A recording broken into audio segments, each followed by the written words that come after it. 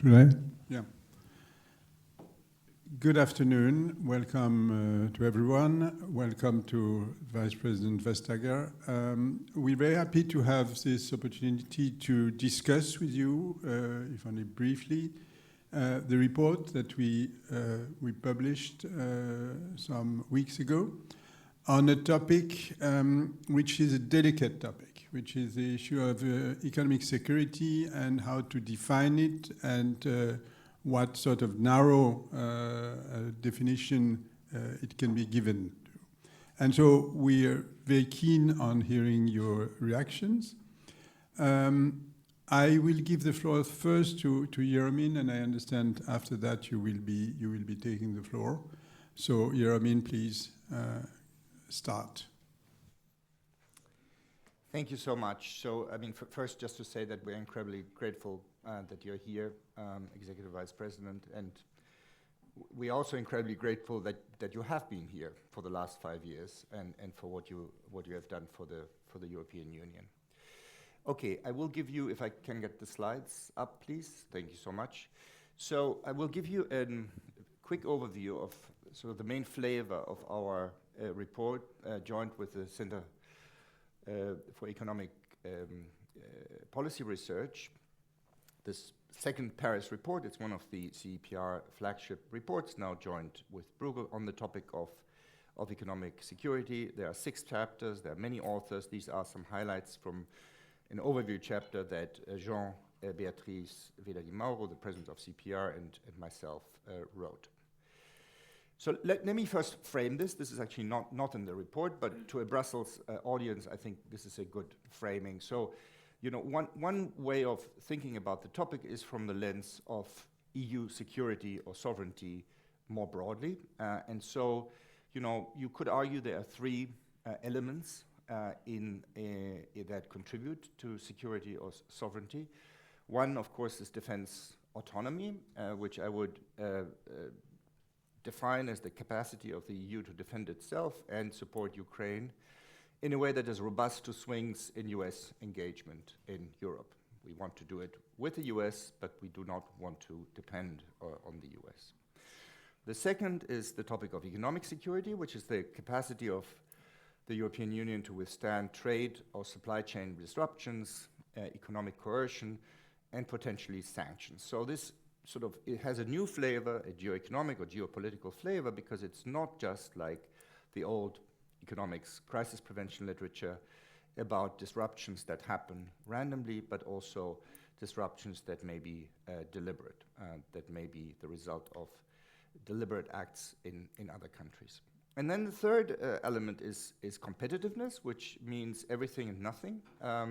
Now, I don't actually think of it as belonging in here so much, because I think of competitiveness as essentially another word for productivity growth.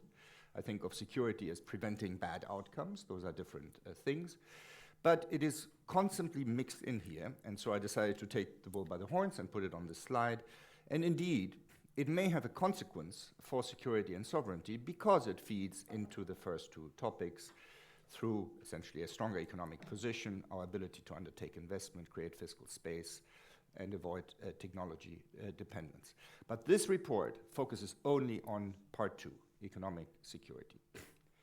So there is normally, to economists, first, you know, we start by arguing that there may or may not be a case for policy intervention. Do firms do everything we need collectively to protect themselves against these types of disruptions? The argument is perhaps not, because they don't fully internalize the impact of their actions on others. They don't have full information about their risk exposures, and they may hope to get rescued if things get really bad. And so for these 3 reasons, we generally would say, you know, we have to think about this from a policy perspective. Now, the general sort of magic word is de-risking here, and why is that? I mean, the general sense is we want an interior solution, right? So we want to reflect both the benefits and the costs of an economic security strategy. So what are those costs? Well, we've listed sort of 4 main ones. The biggest one from an economic perspective is that, of course, our trade dependencies that may make us less secure reflect specialization, which is the main source of the gains from trade. So if we go into autarky, we will be very safe with respect to external shocks, but we will be much, much poorer. Another aspect is that even from the narrow perspective of security, trade integration is actually good because it makes us safer with respect to domestic shocks and with respect to global shocks. So if we had gone through COVID, for example, without trade, we would have done much worse. The third argument, and that's a very important one, we had just a session on potential Chinese-EU cooperation on climate, is that a very aggressive reduction in integration could damage international cooperation. So it goes beyond the pure economic sphere because it would be seen as a lack of trust signal, the opposite of confidence building, or because it reduces the cost of conflict on both sides. So this in the international relations literature is known as the security dilemma. You're more likely to attack each other if you depend on each other less. And then the final point is that very aggressive de-risking could damage cohesion within the EU because we have different interests in the EU. And so sort of the normal prescription is we want to sort of chart a middle path, but what exactly is the middle path? And so we seem to have converged on roughly the following prescription. We want to be selective in identifying dependencies, mostly on the import side, and then reduce them mostly through diversification, and otherwise maintain maximum integration. And until we started working on this report, I actually quite firmly believed that this is the right strategy. After finishing with the report, I think this is probably wrong, or at least heavily incomplete. And so it doesn't mean we have gone to one of the extremes, but I'll explain in what sense it is incomplete. And so this is due to sort of the two, for us, critical takeaways from the report. It's the conjunction of these two insights that make us think that the conventional prescription is incomplete. So the first insight, so this comes from an empirical paper, chapter by Isabelle Méjean, who's at Paris School of Economics with a co-author, Pierre Rousseau. The first insight is that identifying product-level trade dependency is actually really, really hard. So you can identify goods with low domestic production, where you're very import-dependent. You can identify the concentration in the importer structure. And so in that sense, you can build a prima facie case that you might be vulnerable if that importer stops delivering your goods. You can also even classify product relationships by the substitutability of import sources. So if you really stop getting goods from one importer, how easy or difficult will it be to find others? But what you really still cannot do, just empirically and even conceptually, is first measure indirect dependency. So who does your import partner depend on herself? And most important, we really don't have a good sense about the economic costs of disruption. So if we stop receiving a particular product, we cannot import, we cannot diversify on the supply side. There's still a huge question of how much we can substitute on the consumption side, into similar types of goods or simply intertemporally. So let me just show you one slide to give you the intuition for that. So this is the list of our top, something like top 49 trade strategic dependencies, according to this very, very thorough paper by Méjean and Rousseau. You have here the list of goods. You have the main exporter of those goods, and then the concentration. And so you use things like castor oil and ominous-sounding chemicals there. You see things that are probably related to critical raw materials like magnesium, but you also see things like electric blankets, vacuum flasks, camping goods, artificial flowers, right? So there is no real sense that this will hurt us. And this is an aspect that cannot be measured at this point. Okay, so the problem is that if we are going to overly focus on going on this wild hunt for trade dependency, we are going to miss many dependencies, and we are going to identify some dependencies which are in fact innocuous. So we cannot go too far with this sort of engineering approach. Then the second big insight is that this comes from a completely different paper, from a trade model, that the cost, so what the paper does, it simulates the impact of a complete decoupling of the EU and G7 from China and Russia, while both blocs still continue trading with the rest of the world. And then it looks at sort of the short run and long run costs of this decoupling for the members of various groups. So the paper is focused on Germany because most of the co-authors are German, and because Germany is the most dependent country on China, so it's like an upper bound, but actually they have results for all countries. And so the main result is that if we really had a hard stop in trade, so overnight, the loss would be very large, but not astronomically. It would be sort of in the order of the loss during COVID, right? About 4% of GDP. For China, it would be slightly bigger. But if we do it very gradually over time, again, with the end result being a complete decoupling, right? So in that respect, the scenario is the same. The loss is much smaller, about 1.25% of GDP for Germany, about 2% of GDP for China. So this is sort of the long-run welfare loss of stopping trade with China. And the intuition of this is that so long as we keep trading with the rest of the world, the gains from trade are largely preserved, and actually the costs of a gradual decoupling are not that big. Okay, so what are the implications? This is my second to last slide. Well, the first is, let's not completely throw out import level de-risking, but let's focus it on the really obvious points where we know that the costs of interruption are going to be unquestionably large. So natural gas was one of those, that's in the past. Computer chips, critical medical supplies, not solar panels, in my view.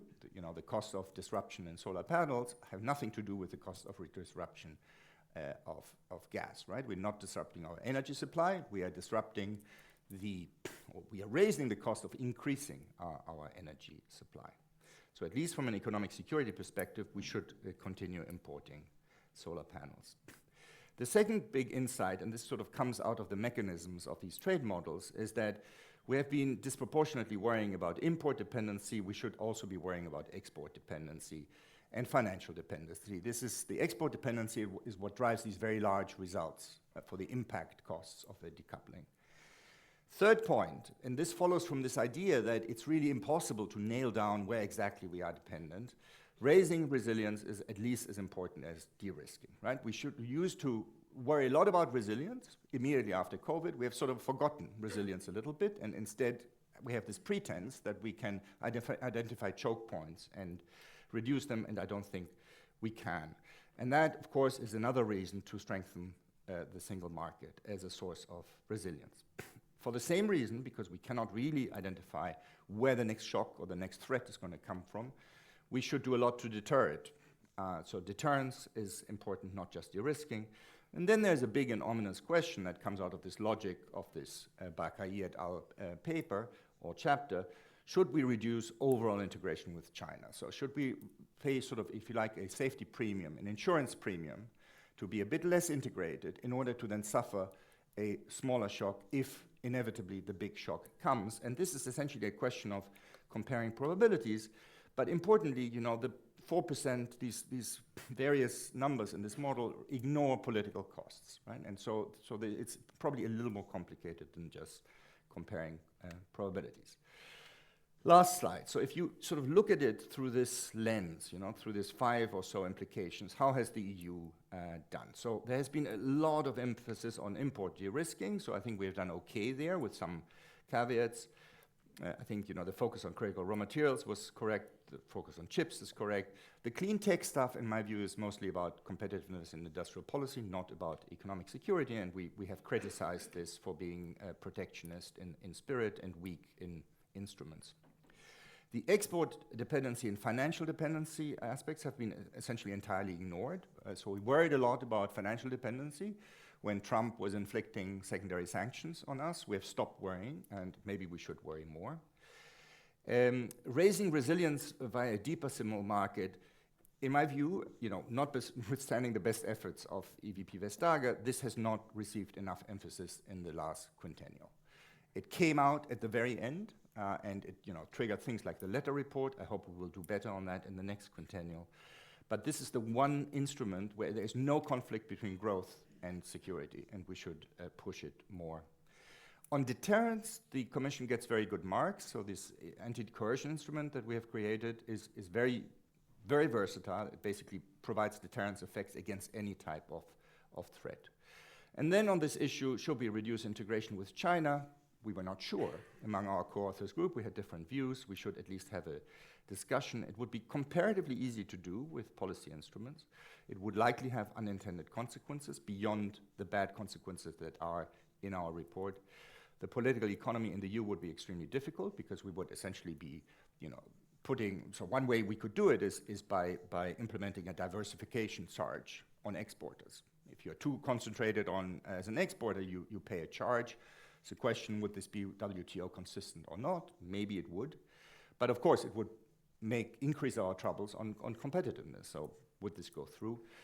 A likely better option is to take a more prudential approach to company and sector exposures and at least tell companies that have very large production facilities that depend a lot on profits from China that they need to have the buffers to resist an expropriation or a capital control. And finally, we have focused a lot on China. We have not focused on the US for good reason, but that may have to change. Let me stop here. Thank you. Thank you, Armin.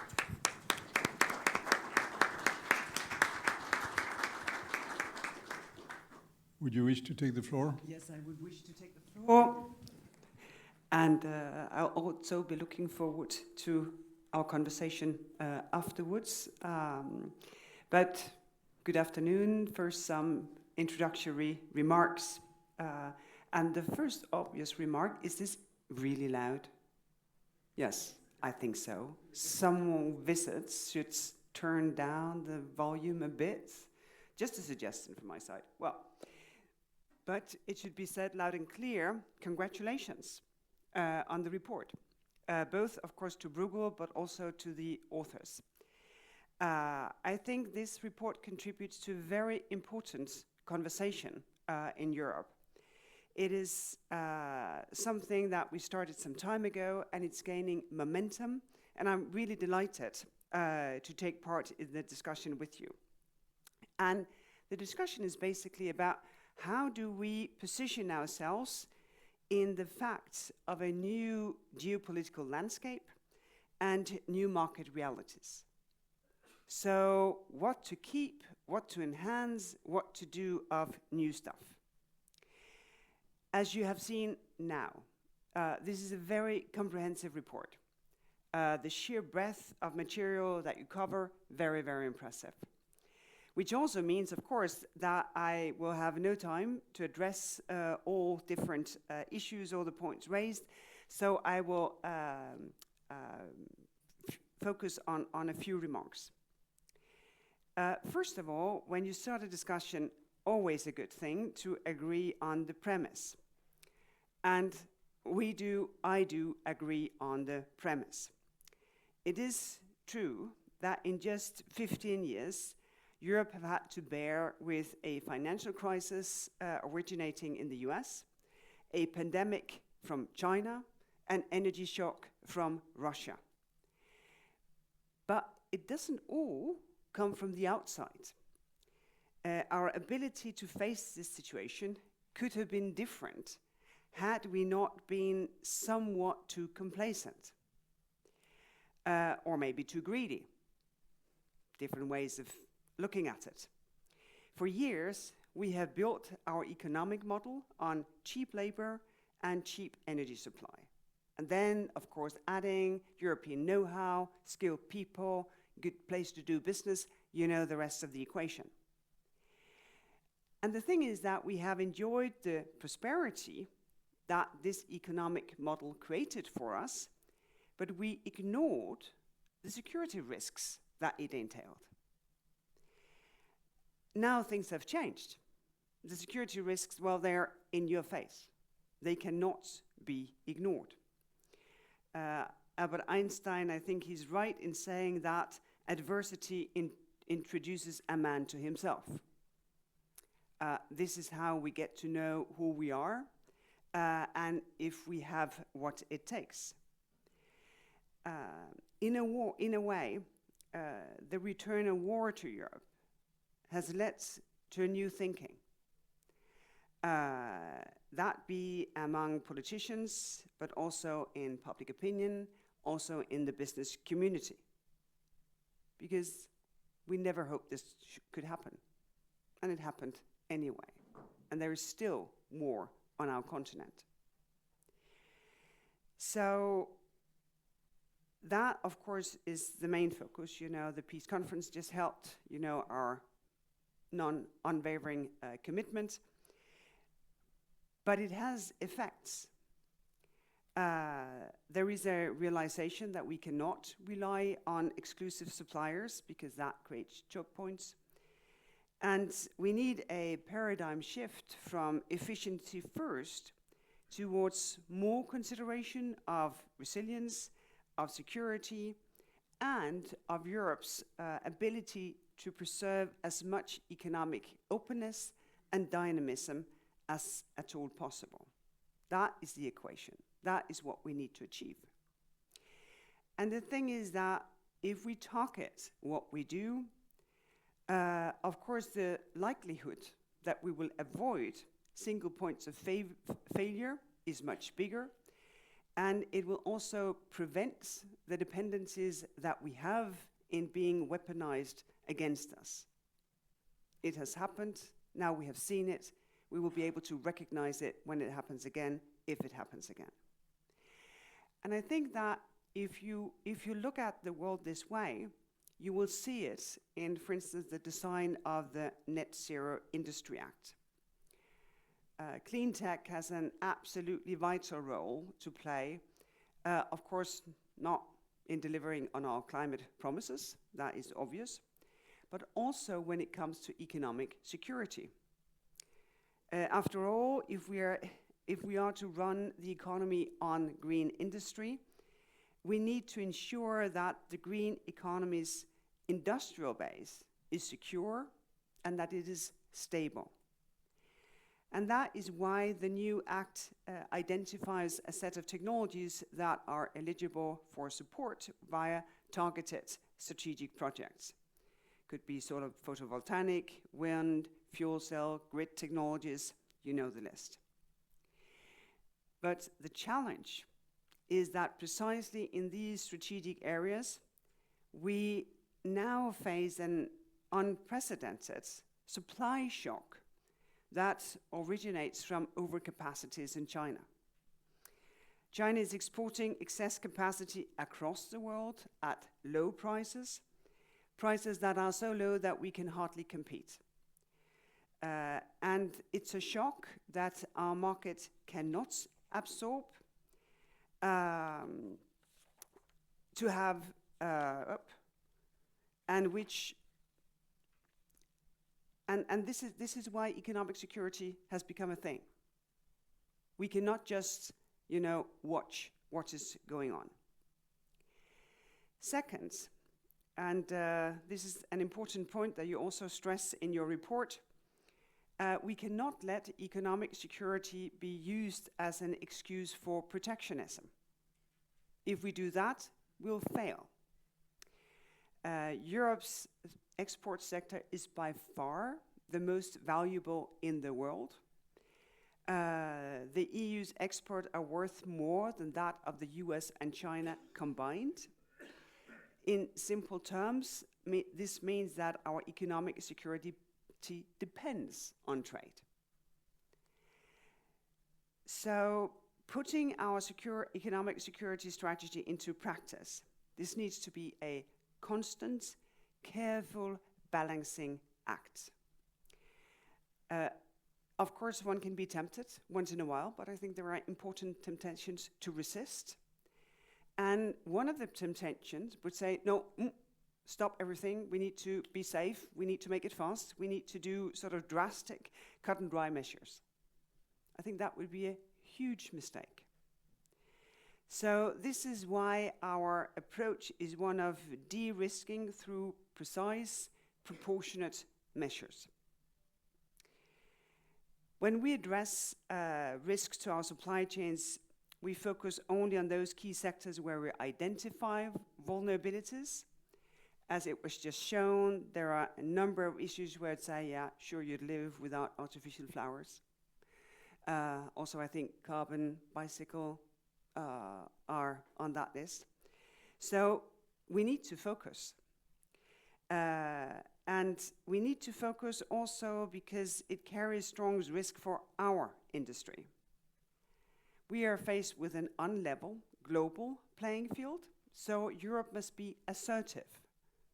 Show the obvious self-confidence that we have reason to have and be assertive. And in doing so, using the tools that we have.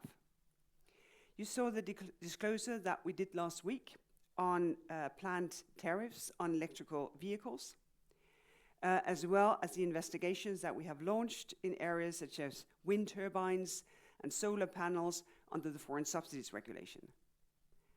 And the tariffs, as you will know, they're there to correct for the unfair competition advantages. They're not to sort of compensate for competitive advantages as such. And I think that's a very important point. And this is why we very carefully follow the procedures and the methodology that has been put in place for this. So far, so good. Trade defensives, foreign subsidies regulation. Going forward, we'll need to develop a more systematic approach to address distortions in critical supply chains.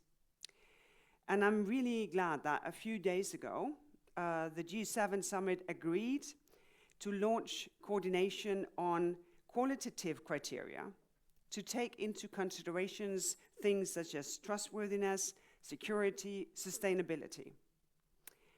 If like-minded partners with us can develop common objective criteria for our critical supply chains, we would create sort of a premium market where all products that meet those criteria, that they can gain scale. And eventually, we reach critical mass and align our competitiveness with the values that we share. And in the geopolitical world of today, this is not a small thing. And scale is absolutely essential, because otherwise the price tag may become prohibitive. Let me now turn, and I am getting to the end of my comments, I promise you, to technology security and leakage. One of the 4 main risks identified in our economic security strategy. And I know it's a slogan, but I think there is a deep realization into saying that we want to be a player, not a playground. And to be a player, we need a united European position. Without that strength, not possible. And that common position can only come from a common assessment of the risks that we're facing, because as it was said, we have different interests. So we need to find unity when faced with common risks. So to that end, we have developed a list of critical technologies for economic security. We're currently assessing the risks jointly with member states. They are on 4 essential areas: advanced semiconductors, quantum computing, AI, biotech. And here, I think our approach matches the report that we discussed today really, really well. While the EU might not lead in various of these technologies, we remain at the frontier of those technologies. So the race is so not over yet. So from a policy perspective, we focus also on the societal value of using those technologies, because Europe's research and innovation is absolutely critical to our competitiveness, and that needs focus. Our approach to research security therefore seeks to balance, of course, the openness and the DNA of researchers, because the DNA of European research is, of course, anchored in academic freedom, the necessity to do your research, to find solutions for societal issues, while protecting our technology from risky foreign intervention or interference or control, for that matter. And to boost technological leadership, we need the benefits of scale. once again. And that scale has a very well-known source, and that is the single market. It's Europe's biggest asset.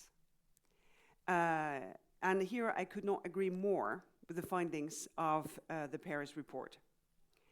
Deepening the single market would strongly contribute to de-risking our economic security. It's a fundamental thing to tackle. And it's right here. Can we not have a peace dividend? We need a single market dividend. It would also allow to swiftly redirect trade flow in the event of a crisis, provide a strong lever to promote our competitiveness. I think everybody realizes that this is work in progress and that more can be done. I will not go into detail with that today. I think the Letter report and Letter himself, in how he promoted and engages in the discussion, will be an essential partner in shaping what can be done. So this was protect, this was promote. The third element of our economic security strategy is no less important. That is to partner with the broadest possible range of like-minded partners. So if we can do that, then we will do better. As you know, and as I mentioned before, Europe had by far the largest export sector in the world. We're also the most diversified exporting profile in the world. We are the preferred trading partner for 80 countries on this planet. This is not a detail. And that trade diversity is a strength that we should play on much more than what we have done. And we do not respond to economic risks by cutting the flows of entire supply chains. That would be a vulnerability. Instead, we increase the diversity of our suppliers. And this starts by creating attractive value proposition to all partners around the world, because that also gives us a way of diversifying our customers. And the thing is that most of our partners, they're really keen on having what we are having, a more resilient relationship in the current geopolitical environment. So we can be a partner of choice to many countries, of course, provided that we keep a pragmatic, result-oriented approach to those relationships. We're there to partner, we're not there to preach. Getting to my conclusion, just saying, and it was said that there is an elephant in the room, because our transatlantic relationship is part of our economic security. The report reminds us of risks and benefits of our trade integration with the US.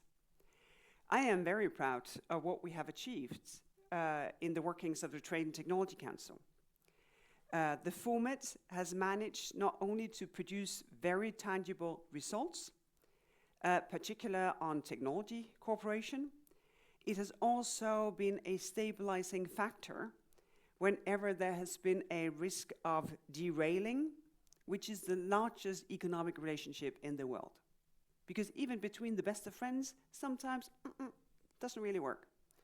And here the Trade and Technology Council has been one of the factors to enable friends to find solutions by talking with one another.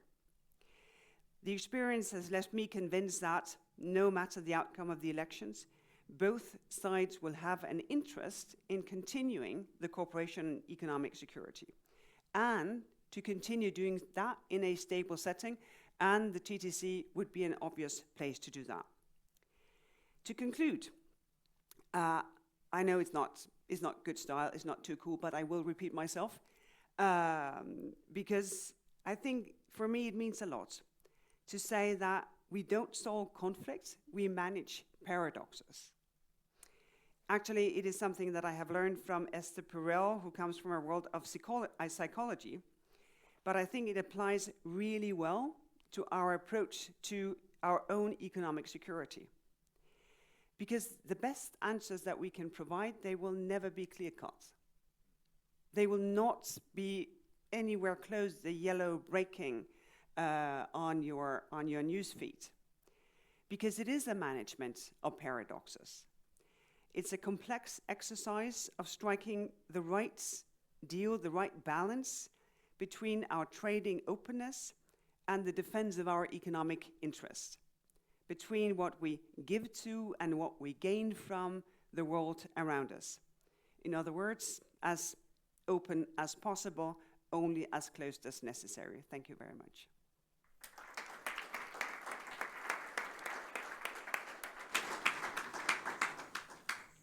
Thank you very much. Thank you for the praise and for having entered in this way the discussion. I'll open the floor in a few moments. We have about half an hour, not more. Yes, I checked. So perhaps the first question from me. You both said there is a trade-off because economic security comes at a cost. You sort of seem confident that this cost can be managed and can be offset by closer integration within the single market and by partnering with trade partners externally. What makes you so confident? Because I'm raising the question because at the same time, we are all very preoccupied by the dismal performance of productivity in the EU. Mario Draghi is likely to use it as his main theme in his report. So how do we square the circle? Well, the reason why I have this confidence is that I have seen what we can achieve when we work together. In the long tail of the financial crisis, we passed legislation that enabled our banking sector to be part of the stabilizing environments during the pandemic, the energy crisis, and also the inflation. So even though that's a long time ago, it has proven its worth to do what we did at the time, which was controversial and difficult. What we achieved during the pandemic is unprecedented. Had Europe not worked together when it comes to the discovery of the vaccine and the production of the vaccine, we would not have been able to export every second vaccine ever produced to the rest of the planet. And what happens right now is that at long last, the productivity crisis is in our face, because that seems to be the place problems need to present themselves in order for Europeans to do something about it. And here we have actually a go-to program. Please, could we have that capital market? Heads of state should not be allowed to use the word competitiveness before they have implemented the capital market, because it's so fundamental. We have capital market, we have the single market as it is, we have deepening of the single market. We have to do much better on nurturing the talent that is in Europe already throughout a hopefully still longer working life. So we know exactly what to do, and when problems present themselves with sort of the urgency, then Europe has shown that we are capable of solving things. The thing is that what we have ahead of us actually is much more difficult than both the financial crisis and the pandemic and the energy crisis and the inflation. So good that we have, exercise the muscle of cooperation in things that were difficult, but not as difficult as this. So I think we need first and foremost a pro-growth, pro-single market agenda, and that in itself will improve economic security. So that is sort of the main line. We have done, commendable work on deterrence. And so, the question is, what do you need to add? And we have done some good work on reducing import dependencies. So what really needs to be added, apart from being more aggressive on growth in the single market? I think we need to address a few blind spots. So our economic security strategy was very much focused on import disruptions that we have been confronted with over the last 3 or 4 years.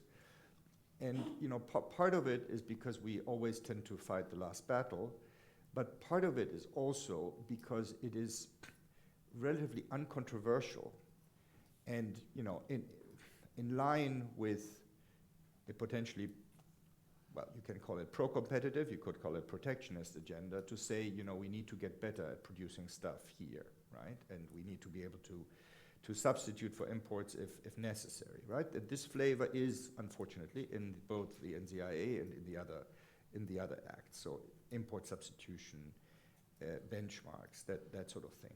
So I think, it's okay what we have done on that. What we have not really done is worry about, what would happen if a coercive threat takes the form of expropriation of large production facilities, if it takes the form of capital controls, or what would happen indeed if we get into a situation where the United States in a Trump administration abuses the power of the US financial system.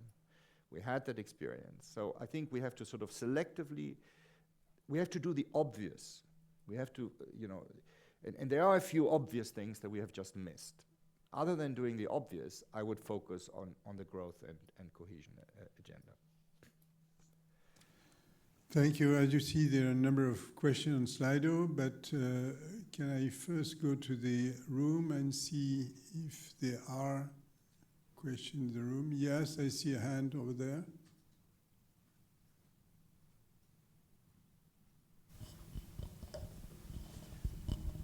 Hi, Nicholas Pitt here. I'm one of the authors of the report. And following up on what Jeremy said, one of the problems that we identified, or what we see, is the moral hazard problem. That companies have incentives to invest a lot in China. They get the benefits from there. But basically then, if we have risks that realize they know that the governments will back them up, they will not follow certain trade policies that lobby against EV subsidies or anti-subsidy investigation and so forth. So what I would be interested in hearing your thoughts is basically, what are measures or how do you think about measures trying to internalize the cost in this kind of risks into the calculations of companies? Thank you. I think you already responded in your presentation. So what do you think of the idea of giving strong incentive to companies to take into account the risks they're creating for the economy by not taking care of the potential risk of disruptions? I mean, the fact that there is an aggregate dimension, not a private dimension, there is also a dimension for the whole of the economy. Sort of instruments could be used for that. As said in my introduction, I think it's really important to create an incentive for a market that can deliver trustworthiness, cybersecurity, data security, not in a specific situation, but in general. And this is why I'm so encouraged by the G7 conclusions, which enable us to start working with these criteria. Because such a set of criteria, and we should not try to make it perfect in the first go, we should try to make it fast, and then correct as we gain experience. Because those criteria could then be used if you want to give an incentive. It could be state aid for innovative processes. It could be used in the non-price points of procurement, so that you have an incentive actually say, okay, I can actually not sell my products if they do not live up to those criteria. Because then you work with the market instead of working against it. And I think that is one of the problems as things are now. If we do not work with market incentives, instead of being moral and say, you cannot do this, then we get what we see some, that they move their production to Vietnam, but it's still in Chinese companies. So you have achieved nothing when it comes to trustworthiness, cybersecurity considerations, sustainability for that matter. So I think if we can make this work, then we can make this premium market that makes it much more attractive for businesses actually to produce where they can produce trusted products. In a way, you responded to the second question on Slido. Will Europe end up buying Chinese product in third markets, like it does with Russia or through Turkey? Any other question from the room? Yes, please.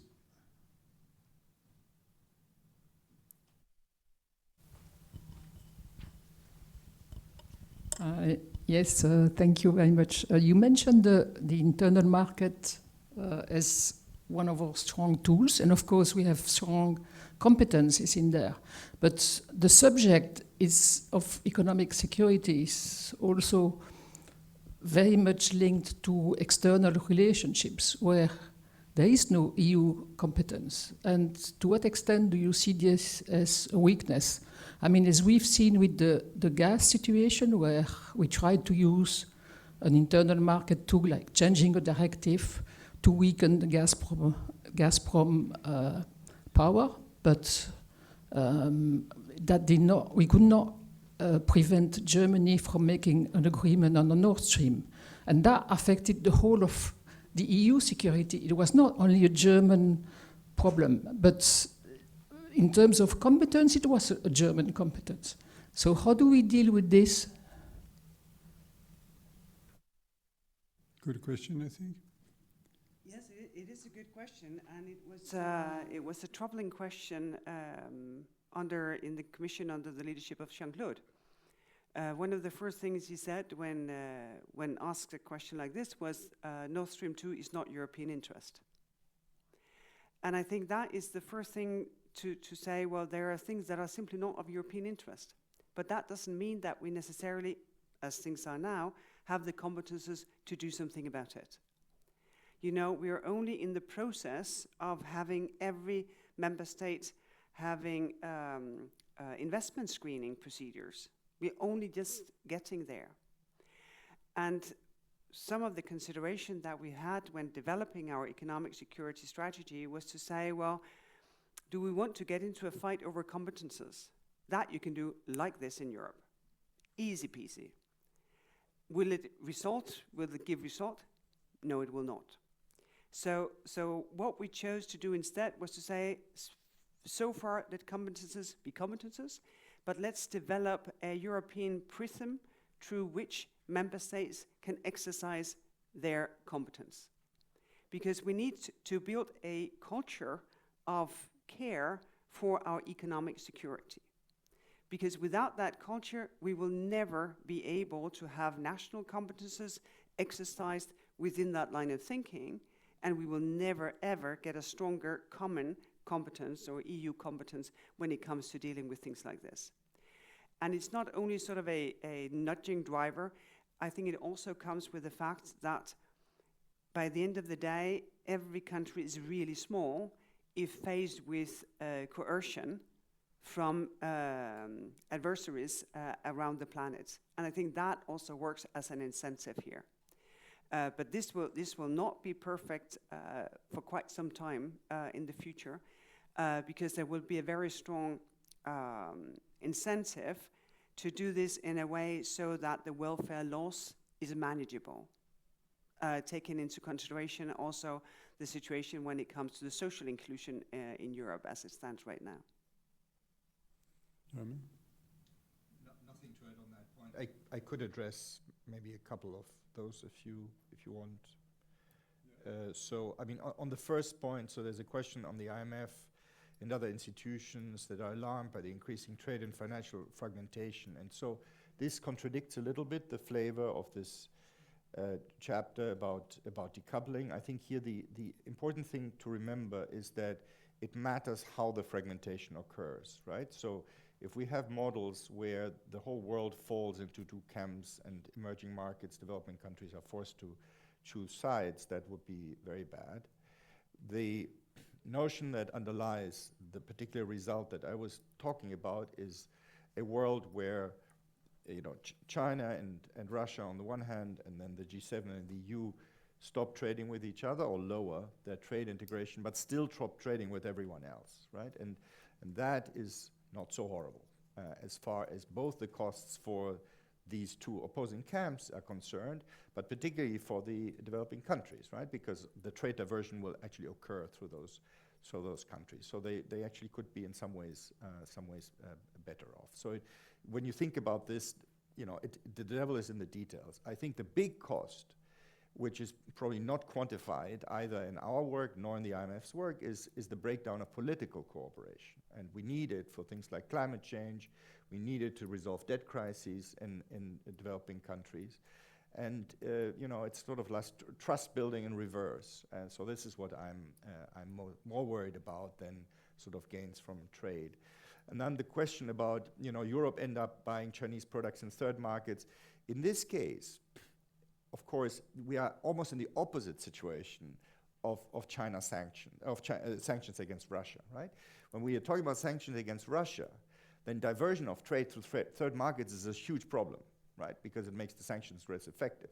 Here we're talking about the opposite. We want to, keep, our economies going in the face of conflict. The fact that, there would be diversion if, China, say, coerces Europe on one dimension is good. It lowers the threat of that.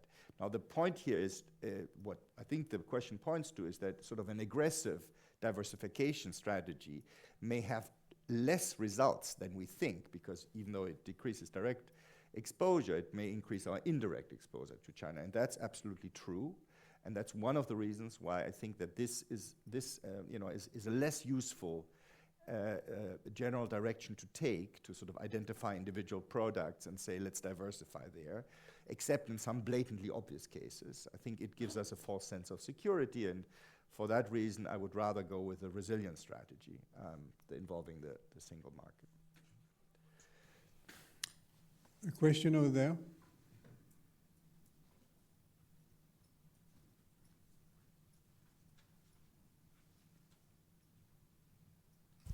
Thank you very much. Georgi Dobrev from FTI. During your presentation, you mentioned also the later report. This report outlines the potential need of Europe to allow building European champions to compete against competition outside the EU, not only in China. What is your take on that? And additionally, you mentioned also the G7 conclusions in this qualitative criteria development. Do we have a plan B in case we cannot push the like-minded partners to develop these criteria? Thank you so much. On the second part of your question, G7 conclusions, they do not come out of nowhere. They are well prepared. So we have good reasons to believe that these conclusions can be actually fulfilled and come into real life. Part of the inspiration comes from Japan, who has a very, very long tradition, for obvious reasons, when it comes to economic security. They have something that is related to this, so we do not sort of start completely from scratch. And I think that is important. And the second important thing is to say, well, we don't need everybody to agree on every detail before we can start using this. Because perfect very often is what slows us down. So the objective is more to say, let's agree on these criteria, test them, learn from it, then come back and see if there is a need to refine from what we started out with. And I personally like this process because it's lighter and it's faster, and we need both. Of course, it builds on the fundamental, which is that there is a political drive to do this, but that seems actually to be the case. On your first question, there are the letter report and the question of European champions. There are numerous European champions. One of the most controversial discussions that we had was the prohibition of the merger between Siemens and Alstom. So we just revisited that specific market. And what did we find? Well, we find that there are no Chinese suppliers in these markets that were crucial for the prohibition of this merger. What we do find is that the two most successful businesses globally are indeed Siemens and Alstom. So, you know, my take on that is that if you want to create businesses who can compete in the global market, they need to be exposed to competition in Europe. Because that is the way you train your competitiveness. That is by being exposed to competition. So I think it's really important that businesses can grow in Europe, that businesses can exercise their competition muscle in Europe, but that means that they should always be challenged. So, you know, never give up on competition as the most fundamental driver on making all your other measures effective. Just imagine if you give a state subsidy without competition. Well, you have no guarantee that that subsidy will be used efficiently, as it should, because it's taxpayers' money. So I think that we have a discussion here which is based on the wrong premise, which is that you need to be sheltered and cuddled and nurtured within Europe in order to make it in the global market. I think it's the other way around. I think you need to be challenged in order to be really good. Yeah, I couldn't agree more. It's also important to say that the letter report did not say that we should weaken competition law in order to achieve this end. So we all believe in European champions, meaning cross-European countries that have large scale and are efficient and compete ably in world markets. We all want that. The question is how you get there. You do not get there by weakening European competition law, because if you do that, what you are going to promote is national champions.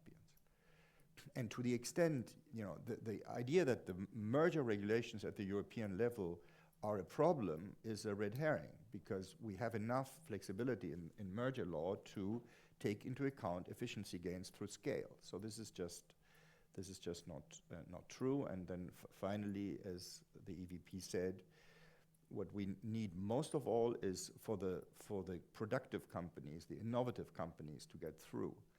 And in order to do that, we need to lower barriers of entry, and you're going to raise barriers of entry if you protect large firms. So for all these reasons, competition law is a means to getting European champions, not a barrier to getting it.